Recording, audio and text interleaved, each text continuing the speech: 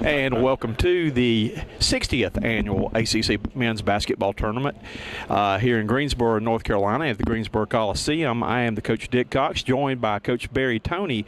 We are halfway through Quarterfinals Friday right now, and we've had two outstanding ball games. In game number one today, Boston College came in and gave the Miami Hurricanes, the regular season champions, all they wanted, but Miami showed their strength and dominance in the final few minutes and was able to pull away.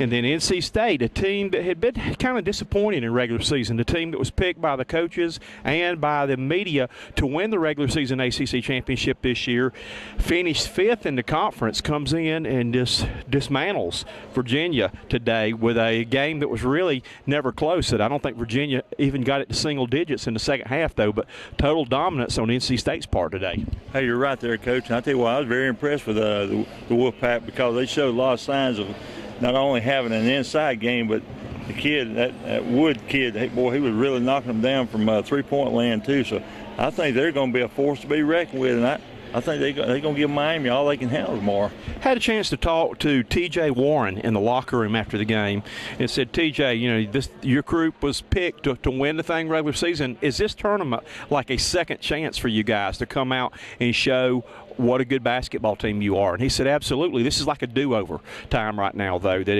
it's March. It's when you need to be playing your basketball. And, again, they had a great effort today. You mentioned Scott Woods had 23 points. T.J. Warren had 18 points, 17 points for C.J. Leslie.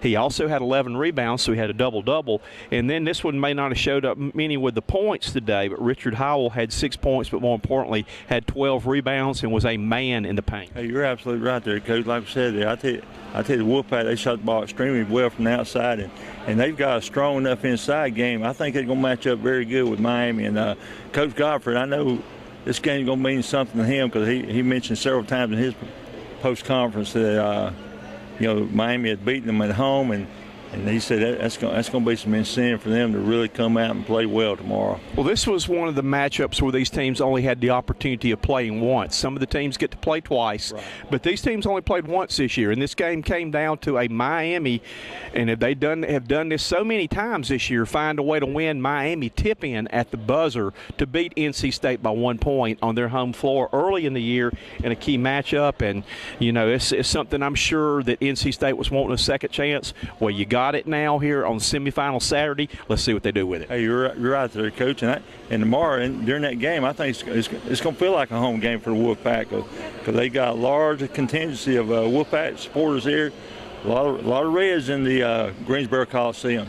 It was interesting. The first game was Boston College again and playing Miami.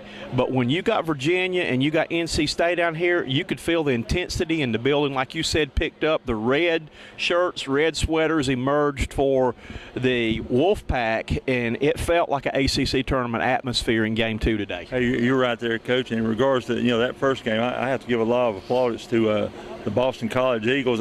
They played a very, very good game, throughout.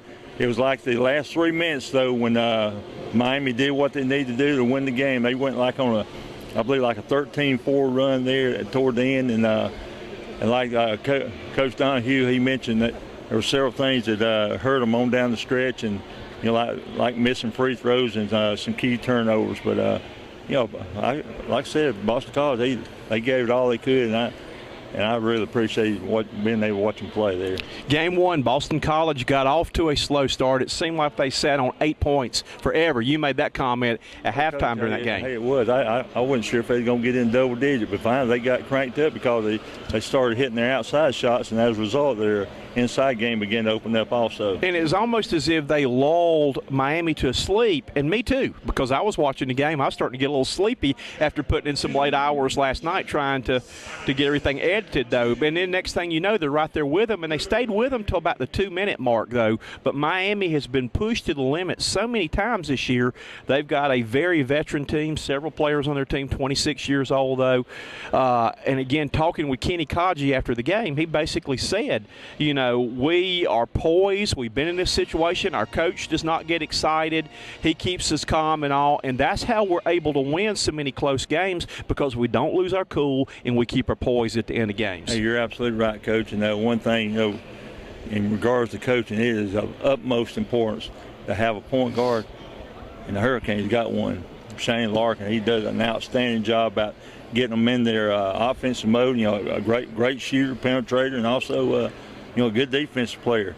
Hey, I'm really looking forward to that matchup tomorrow between them and the Wolfpack, because I think it's two very equally and matched ball teams. And you mentioned Larkin right there, though, was the leading scorer with 20 points to pace Miami, though. But again, like you said, does so many things for the team. When you get the scoring for him, that's only an additional bonus, though. But again, Kenny Kaji with a good game there. And talk with another young man who's got something special on the line tomorrow, though, Reggie Johnson, a man among boys out there at time, that he is a man-child. I told someone during the game, he went down trying to take a charge, and you could have put 3 Boston College players running into him, and you couldn't have knocked him down. So I think he was taking a flop. But he is from North Carolina. Don't tell me this game been a little bit important to him, playing NC State back up here again. He said that he's looking forward. He said playing in this environment, playing in Greensboro, up near the home folks and all, and everything. He said it's really big for him, and he's enjoying the experience, but he's looking forward to a matchup again with them. Coach, you're absolutely right with Johnson. But I tell you what, Warren for the Wolfpack and Hal, they're pretty, and along with Leslie, they're pretty strong individuals inside, and I like to see that big man get in that paint and play them paint games. So really looking forward to that one tomorrow. Well, they're right now getting the gym prepared. Coming up in about an hour, we have another war as the North Carolina Tar Heels take on the Florida State Seminoles. Should be a battle. And then we've got the Duke Blue Devils taking on Maryland. Again, the rubber game of that series also, that Duke handled Maryland fairly well at home, went up there to a very hostile environment, did not play well. And again, the big thing right now, Duke has not lost a game with Ryan Kelly in the lineup. Can this continue on in this tournament, though? They're undefeated. They were definitely a top 5 team in the country, and also I think a #1 overall selection with him in the lineup, though. But, you know, he's been back about a week or so. Has he got his game totally back, his endurance back? Is Duke ready to make a run at a #1 seed and win this tournament? Well, you're in a situation there, Coach, just like that Boston College-Miami game. You can't rest on your laurels. Hey, you're not so much concerned about what's happened in the past, what's going to be happening in the future, but you got to keep the focus. You got to be focused on what's taking place now. And Coach Toney, as a coach, I'm kind of torn on this right here too. Do the teams that played yesterday have an advantage? You know, you won't when you get into third day and your legs are going like that. But I was always a guy that I like playing. I didn't like sitting out a first-round game. I like to get in there and get your kids, get the experience of playing in here, getting a feel for this Coliseum, this environment. And sometimes I almost think it's an advantage if you get that night in here ahead when the team's got a bye, and you get that game in here where you can get some of the jitters out, tournament jitters out, then your team's ready to play. Although there'll be a lot of coaches, and again, even myself, I disagree with myself sometimes, rest-wise, that's going to come in handy. You got to look at, too, there, Coach. You know, for some coaches it may be, but look who's going to be playing in that. Coach K and Roy Williams. And hadn't they been through things like this before? They know how to prepare their team, regardless of whether they're playing that particular evening or not. And again, I think it would be a bigger shock for those guys to have to play a first-round game because they're accustomed to having a bye every year. We will see, and we'll be back here to report on this game after tonight, though. I am the coach, Dick Cox, along with Coach Barry Toney, reporting to you live from the Greensboro Coliseum at the 60th Annual ACC Men's Basketball Tournament. We'll see you after the game late tonight.